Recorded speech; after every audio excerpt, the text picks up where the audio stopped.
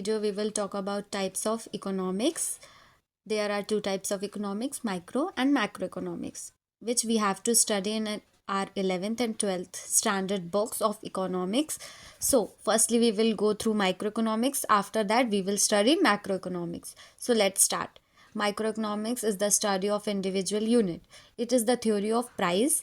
It is the study of small variable like consumption by a single consumer. Okay, so microeconomics is the study of individual unit, मतलब it helps to study individual unit, single units की study करने में क्या करता है, help करता है हमें. इसको theory of price भी बोलते हैं. It is the study of small variable, एक small variables की study करता है. जैसे कि single एक individual person की study करना microeconomics में आता है, जैसे consumption of a single consumer, ठीक है, और फिर employment of a single consumer, किसी सिंगल कंज्यूमर के एम्प्लॉयमेंट की बात कर रहे हैं, किसी इंडिविजुअल चीज़ की जब हम बात करते हैं, या फिर किसी एक इंडिविजुअल प्रोडक्ट के प्राइस की बात कर रहे हैं, तो ये सब किस में आता है, माइक्रो इकोनॉमिक्स में आता है.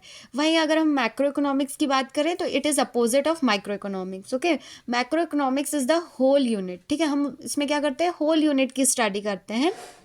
यानी कि अगर हम इंडिविजुअल, जो भी इंडिविजुअल की स्टडी हम माइक्रो इकोनॉमिक्स में कर रहे थे, उसका अगर हम एक ग्रुप बना के, ग्रुप में मतलब उनका एक ग्रुप बना दिया और फिर स्टडी करें, तो ये क्या कहलाएगा, मैक्रो इकोनॉमिक्स कहलाएगा. It is the theory of income and employment. Okay, macro economics is the study of aggregate such as total production, total saving, total employment. ठीक है, तो ये इस पे आते हैं मैक्रो इकोनॉमिक्स के अंडर में. मैक्रो इकोनॉमिक्स में जैसे कि टोटल प्रोडक्शन, मतलब कि टोटली कितना प्रोडक्शन हुआ है. हम ये नहीं बोल रहे कि ये वाला प्रोडक्शन कितना हुआ है या फिर दूसरा प्रोडक्शन कितना हुआ, हम बोल रहे हैं टोटल प्रोडक्शन कितना, टोटल सेविंग कितना हुआ है. ठीक है, टोटल एम्प्लॉयमेंट कितना है.